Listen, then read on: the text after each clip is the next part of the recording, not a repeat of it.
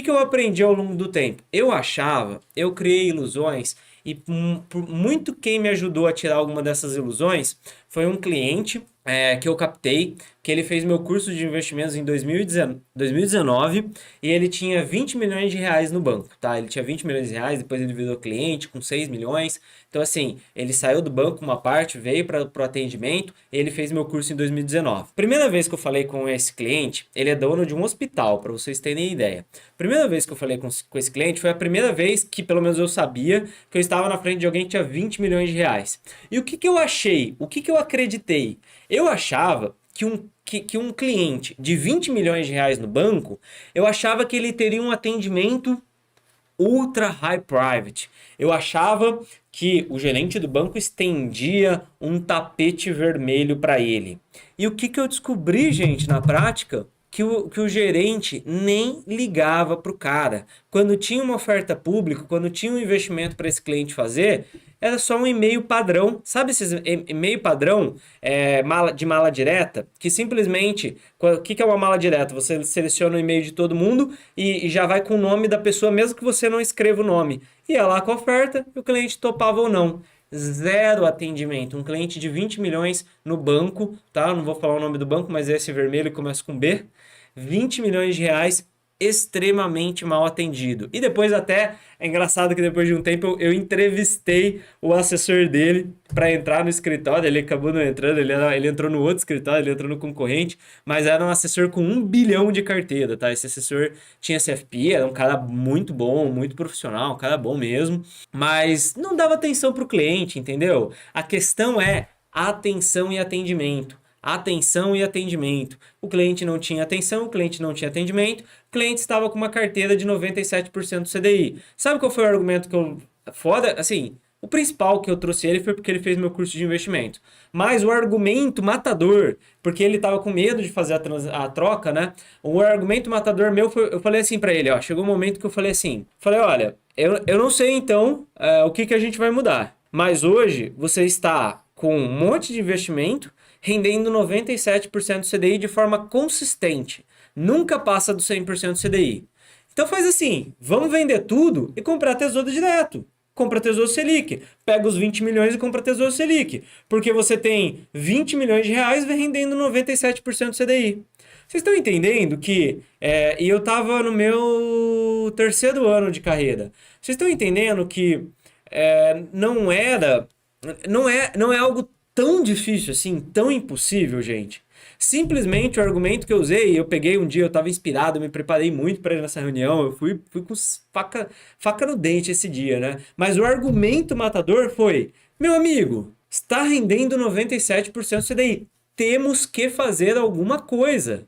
Eu tenho aqui, ó, Tesouro Selic rendendo 100%. No pior dos casos, sai de 97% e vamos para 100%. E aí ele concordou, né? Teve que concordar. Claro que a gente não foi para Tesouro Selic, mas ele concordou que, poxa, tem que me dar uma oportunidade, tem que deixar.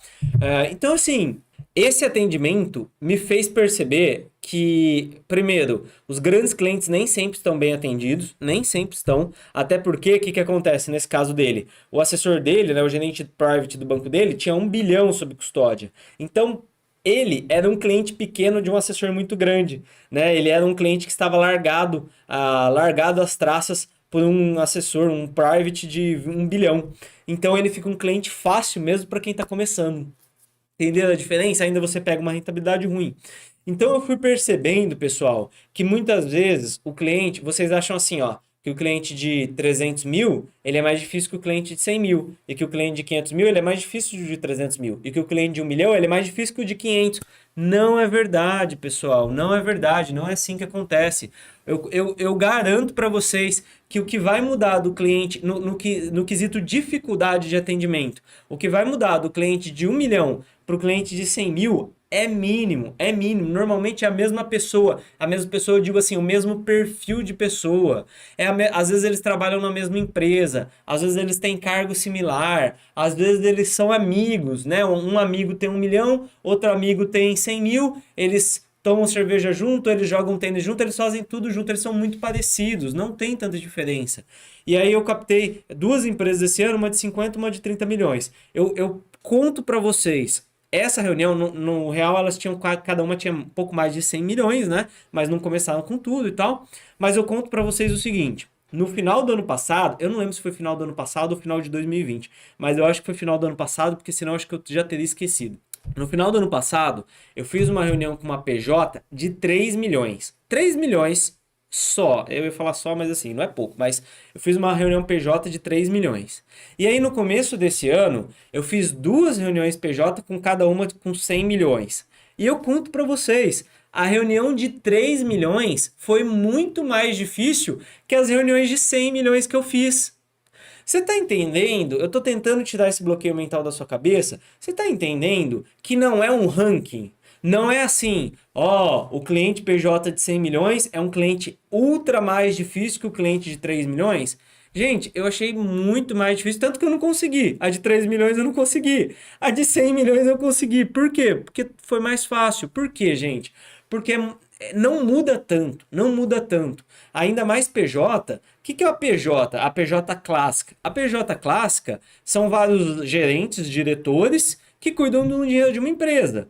Então, assim, nessa empresa de 3 milhões que eu fiz reunião, eles eram mais velhos, ainda a reunião foi muito ruim, porque o som tava falhando deles, eles quiseram fazer online, e o som tava falhando, tava horrível, eu não entendia nada, e ficava os caras me batendo lá, eu sozinho na reunião, os caras pá, pá, pá, pá, me batendo. Então foi extremamente difícil e não rolou, não rolou.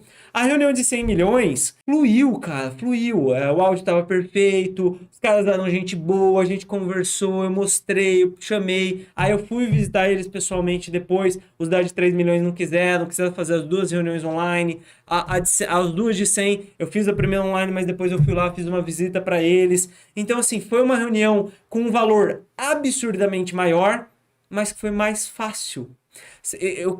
Espero que vocês tenham entendido o seguinte recado disso que eu falei até agora. Não é porque é mais dinheiro que é mais difícil. Isso é bloqueio mental. Isso tá aqui, ó, na cabeça de vocês. Se vocês tirarem esse bloqueio mental da cabeça de vocês, talvez vai ficar muito mais fácil vocês captarem clientes, porque no mínimo vocês vão ficar menos nervosos ao falar com esse cliente. Vocês vão ter mais segurança ao falar com o cliente. Vocês não vão ficar endeusando cliente de 1, 5, 10, 20, 100 milhões. É muito parecido. Todo mundo come, todo mundo bebe, todo mundo trabalha todo dia. Eles são muito parecidos, tá bom, pessoal? Eu sei que, em média, uma pessoa de 100 milhões de reais, uma pessoa física principalmente, que tem um patrimônio de 100 milhões de reais, vai ter diferença de uma pessoa física que só tem 100 mil reais. Claro que vai ter. Mas uma pessoa física de 500 mil reais é igualzinha a pessoa física de 100 mil reais. Então, vocês deveriam, pelo menos vocês não deveriam temer o cliente maior.